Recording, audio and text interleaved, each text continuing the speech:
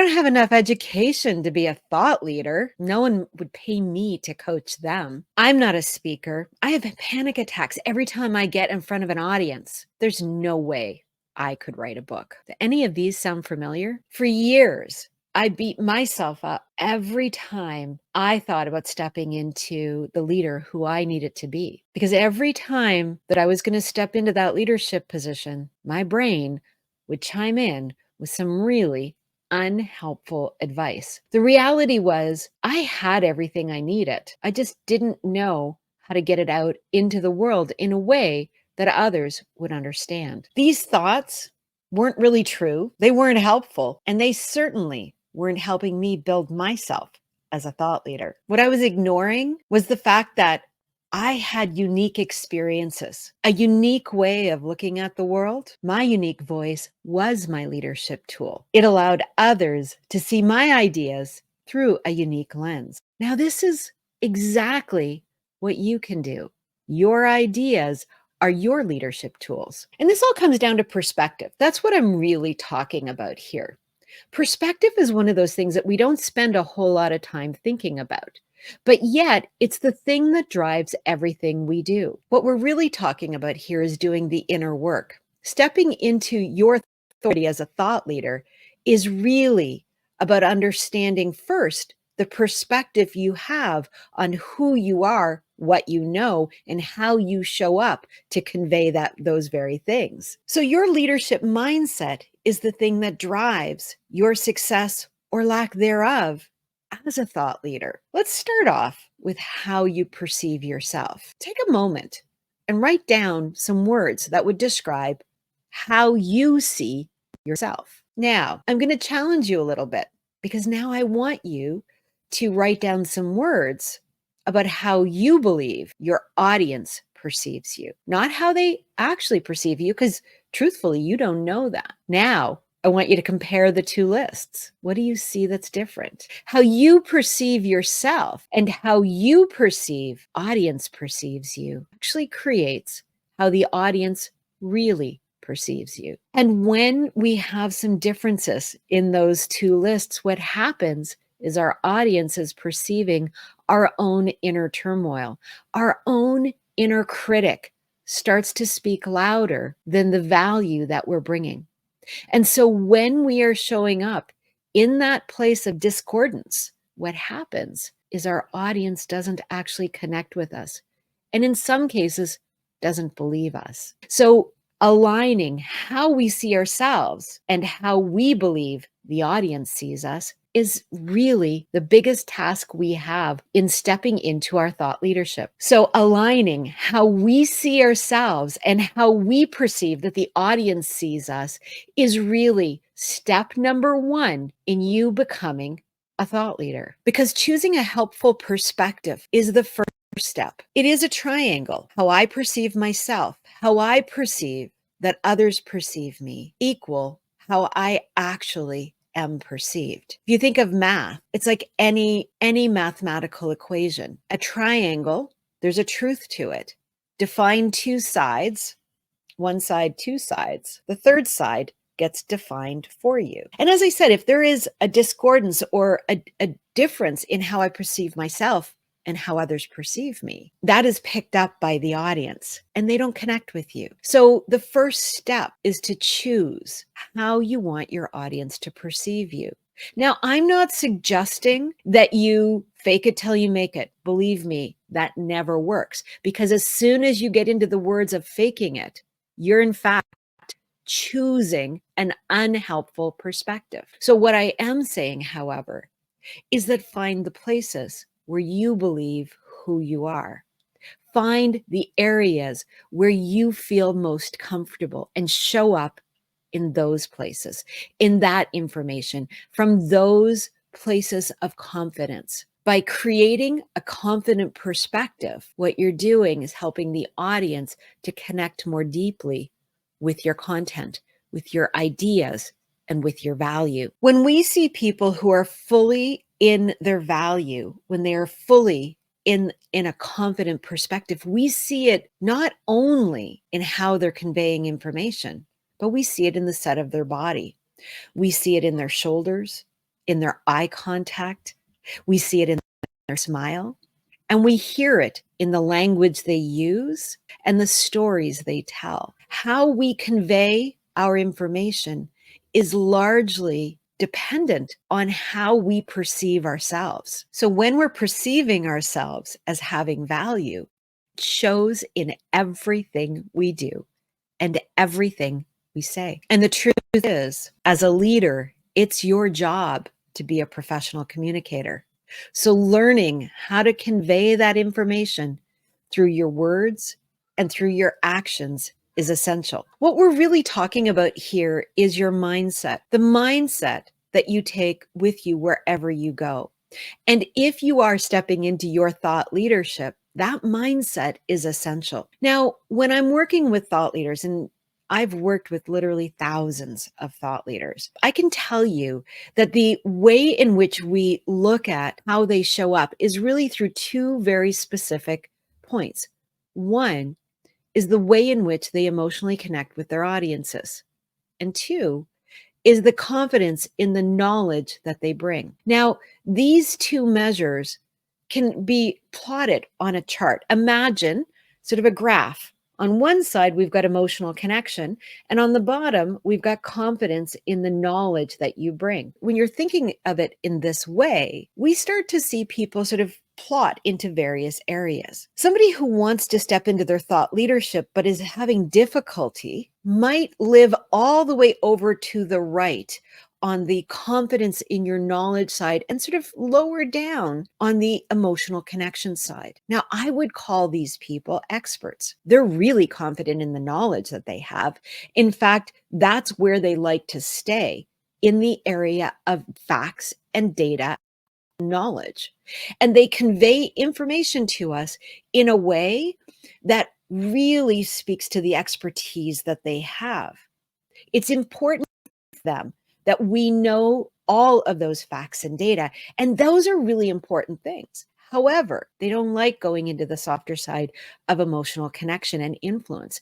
It feels like it might, in fact, denigrate the facts and data that they have. But because they don't go into that influence area, what happens is they start to disconnect from their audience. In fact, their audience has a hard time following them because the facts and data are difficult to understand and they're difficult to remember. They are not as effective. That perspective they have that we talked about earlier, how they saw themselves was as an expert, but how they perceived that others see them was that they needed to make sure that you saw them as an expert. So in fact, perhaps they believed that you needed convincing. And so they stuck in the facts and data. The mindset was, I need to show up as that expert and prove my expertise. I don't want to influence you with emotions. I want to prove my expertise. But in doing so, they disconnect from their audience and their audience gets lost in their data. Now, if we go to the other side of that graph, remember emotional connection and confidence in your knowledge. If we're over here on the emotional connection side and high up in this corner, in this quadrant, we call that the change makers. They're passionate about that emotional connection. They're passionate about being influential. They want you to help them make the change in the world that they want to make. They're passionate about their information. They're passionate about what they know, but maybe they lack confidence in what they know. In fact, perhaps they're afraid of going too deep into that knowledge. The confidence isn't so much in what they know, but in the fact that they don't know how to convey it in a way that doesn't lose you as their audience. So they stay on the influence side. They stay on the emotional connection side. They deeply connect with their audience, but they don't ground their knowledge in the facts and data that are necessary. And so what happens is their audience may really like them, but feel like something's missing, that their argument isn't complete, that their information is lacking in substance. And so their audience disconnects and feels as if they're ungrounded.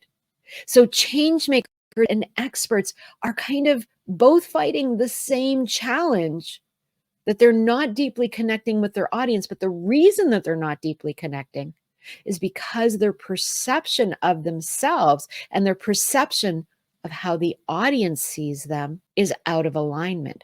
The change maker's perception of how you see them is that they perceive that you expect them to come in with heavy arguments of facts and data. And so therefore, they go deeply into the influence and disconnect from you as the audience. And really, when in my experience in working with both change makers and experts, is that they're actually the same person. They both actually have lots of knowledge grounded in education, grounded in experience, grounded in what they need to be that expert or change maker in the topic that they're conveying. But what's missing is their ability to expertly convey those data and facts in a way that connects with their audience. And so they're the same person. They're just flip flopping between, do I go heavy into influence and let go of the facts, or do I go heavy into facts and let go of the influence? And it's not necessary to choose, because what a thought leader knows is that when you seamlessly blend your influence and your knowledge, that's what puts you into that upper right hand quadrant of the thought leader. The thought leader is able to do that because what they're doing is they're blending their knowledge in such a way that we hear the facts and data, but we also hear the passion. And of course, the way you do that is through story. Storytelling is the essential piece that's missing when we're an expert or a change maker. Our storytelling needs to help us in building in the facts and the data with the influence and the passion that we bring to everything. Now, there is another quadrant that I haven't talked about that probably should be mentioned, and that's the, low on emotional connection and low in confidence and knowledge. We call this the connector. The connector is that person who passes along all the opportunities, who doesn't even get onto the stage or get up to the front of the room or answer the question. The connector is often the person who's deep in imposter syndrome. Now, that's a challenge for them, but also for us, because you see, regardless of whether you identify as an expert, a change maker, or a connector, the reality is your unique voice and your unique lens holds the key to us understanding the ideas that you're bringing out into the world. And when we're able to understand your ideas, we're able to see the world differently. We need you to be able to help us to understand what you know. That's what a thought leader does. You do it not because it's about the ego of being understood. You do it because what you're doing is contributing to a bigger future. You're contributing to creating a future that has ideas that go beyond those of the accepted thought leaders of today. The reality is, the thought leaders who we follow today don't look like me, quite frankly. And they often don't look like many of you. They tend to be a bit more homogeneous. They tend to have come from specific industries or specific backgrounds. If you have taken maybe a little bit of a different route to your thought leadership, maybe if you look a little different from the norm or sound a little different from the norm, or maybe like me, you've got blue hair and are neurodiverse, your thought leadership doesn't tend to be heard as often. And this is why it's really important that we all get out there and use our voice as thought leaders. It's important for the world to hear what we have to say, for our ideas to take root, because what we're doing by doing that is each of us is contributing to creating a vision of the future that is more sustainable and is inclusive of the voices and the needs of all of those who are living within that future. Your voice, my voice, and the voices of countless others who are needed. Because thought leadership isn't something that's outside of us. Thought leadership is something that each of us brings uniquely into the world. And so when we choose to seamlessly blend the emotional influence that we have with our audience, with our confidence in the knowledge that we have, we're able to convey that in a way that evokes change. And that's what we're really trying to do. So Understanding your unique perspective that you believe others are seeing in you and being in alignment with that helps you to convey it in a way that creates change. But so many of us actually approach everything we do from a place of a limiting belief. These are what get in the way of us actually taking our thought leadership out to the world. What do I mean by a limiting belief? A limiting belief is a thought or a judgment about yourself that in some way limits your ability to create impact. It restricts you from using your voice in an effective way. A limiting belief is what holds us in that place of connector. It's also what keeps us from using emotion as an expert or using facts as a change maker. If you look at those words that I had you write down a little while ago, you're going to see some limiting beliefs living inside of them. You'll see how you perceive yourself, and then you'll see how you perceive that others perceive you. And the difference starts to indicate the limiting belief in between those two places.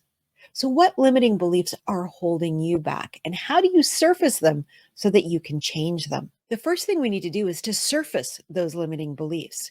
They can be held really deeply, and we need to go into ourselves and find them. The little exercise I had you do at the very beginning of writing down those words was the beginning of surfacing.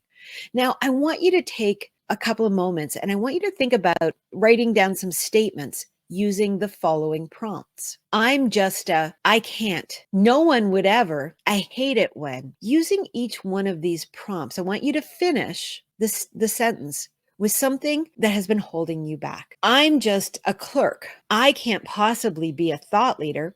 I don't have the education. I'm just a researcher. I just research information. I'm not the thought leader. No one would ever trust me to build out a full campaign on how to change the world. I hate it when people try to sell me. And so therefore, I'm not going to try to sell anyone. These might be some of the things that come up for you. Those types of statements, inside of them live some limiting beliefs. Some of those were limiting beliefs that I've held for years. I was a researcher. That's exactly what I did when I worked in the agency world. I never really thought that me as a researcher meant that I could be something more in the world as a thought leader. I never really connected those two things, quite frankly. I was doing research, I was doing consumer research. We were discovering people's behaviors and why they make buying decisions. But I never really thought about it through the lens of how we impact others. Those limiting beliefs were holding me back.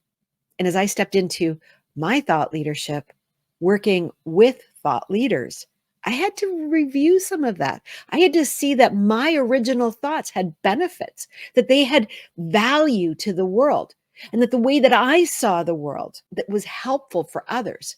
Because when I was able to surface my limiting beliefs and get through it and step onto a stage and start conveying information in a way that helped others, telling my story and the elements of my story, others saw themselves. That is how we start to convey our thought leadership. Step number one is to surface the limiting beliefs. Step number two, assess them. Are they true? Was it true that me as a researcher wasn't actually having any impact? No, it wasn't true at all. Of course, I was having impact. I just wasn't taking the time to really look at the impact that I was having. When I moved into speaker coaching with the work that I did, starting with TEDx Toronto and moving on to many other TEDx's, I always saw that I was helping the speakers to define what they wanted to say to the audience. I wasn't looking at it as my own thought leadership. But in retrospect now, I can see that the work I was doing with every speaker I've ever worked with was actually contributing to a greater whole. So my idea that I wasn't creating impact was flawed. So I had to surface that as a belief, that my belief was that I couldn't make impact, that I was only going to help others create impact. So surface that limiting belief. Secondly, assess it. Was it true? No, it wasn't true. I was, in fact, making impact. I was making impact with every speaker that I was working with, and in turn, the audiences that they were conveying their messages to. Next is where you want to acknowledge where you're making progress. Because you see, what happens often in this process is we can surface a limiting belief and then we can assess it, and then we make the mistake and go back into our process, and we get angry at ourselves and say, well, I'm never going to change that. Well, that's not helpful, right? Because the reality is change takes time. You're not going to get it right the first time, but eventually you will. So acknowledge where you're making progress. The fact that you may have got the thought wrong or not changed the habit, but you noticed that you didn't change that habit, that's progress. That's actually moving forward with the concept. Acknowledge yourself. Say, I didn't get it this time, but I remembered that I should. That's progress, not perfection. Let me take you through that again. Surface, assess, acknowledge, reframe, and repeat. So we surface the belief, we assess whether it's true, we acknowledge where we've made some progress, but we also want to reframe that belief. If we go back to my limiting belief of not being able to make impact, I needed to reframe it. So I had to reframe it and say, I make impact every time I coach a speaker. When that limiting belief came up and said, well, you can't make impact, you're not the one on stage, I had to reframe it and say, I was already making impact by helping others to be on stage. Surface the limiting belief, assess whether it's true, acknowledge where you're already doing the thing that your limiting belief is telling you you can't. Reframe that belief so that you've got something new to believe, and then do it again. So when we are reframing our limiting beliefs, it takes time. You've got to do it over and over again. These are beliefs that are very worn into our brain. They're pathways inside the brain that are like well trodden paths. And so, you've got to create a new path, and the limiting belief is going to come up, and you need to, again, remember that you've got a new belief. So for me, I had to surface that making impact was something that I didn't believe I could do. I had to ask myself, was that true? And I had to see that, in fact, and acknowledge that I was already creating impact with the people who I was coaching. So even though I may not have been on stage, so when my limiting belief was coming up about being in front of an audience, all I had to do was go back to that new belief that said, I create impact every time I coach a speaker. This was powerful for me. It was powerful because I was having panic attacks in front of audiences. I'd had some really bad experiences when I worked in the agency world that caused me to go into a panic attack in front of a live audience. And I had to reframe a belief that allowed me to get back up in front of an audience, because this is what I do for a living. And so I had to find it. And it took me a while. I didn't go from having a limiting belief that was causing me to have a panic attack to being in front of an audience overnight. It took me time. It took practice. It took belief, but I was able to get there. And when I did, my whole world changed. I started stepping up in front of audiences and speaking my truth, finding my voice, creating impact with my knowledge. And that's what I want for you. I want you to be able to have that same confidence in the knowledge you have and influences with the audience you speak to. And all of that comes back to simply understanding how you perceive yourself and how you perceive that others perceive you. Because by doing that, you'll find the places where those limiting beliefs are hanging out and sabotaging the thought leader who you can become. I want to make sure that this is something that gets ingrained in you, and that you've got the opportunity to be able to practice this powerful exercise. So to do that, I've created a little worksheet with all the things that we just went through in this video, so that you can find the limiting beliefs that are holding you back. You can assess them, you can acknowledge them, and you can reframe them. And you can do this on a regular basis so that you step into the thought leader of who you are. I've linked the download in the description below. Go ahead and click on it now and get your limiting beliefs worksheet so that you can step into the thought leader who you are, so that you can start using your voice and creating the impact that you want to make. I can't wait to hear your thought leadership as you step into the thought leader who you are. Now, go ahead and subscribe to this channel and make sure you check back here often so that you can get more videos that are helping you build your confidence, build your influence, and be valued as the thought leader you are.